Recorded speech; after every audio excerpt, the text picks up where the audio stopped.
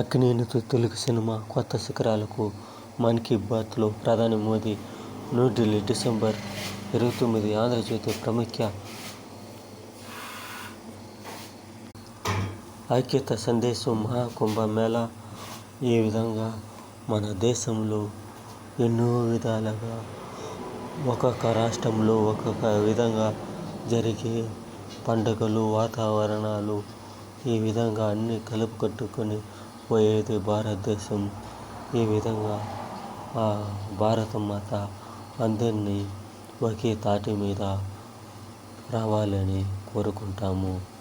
ఈ విధంగా మన అందరూ కలిసిమెలిసి పోవాలని కోరుకున్నప్పుడు అప్పుడే మనం ముందుకు ప్రయాణించడానికి సులువుగా ఉంటుంది. ఇది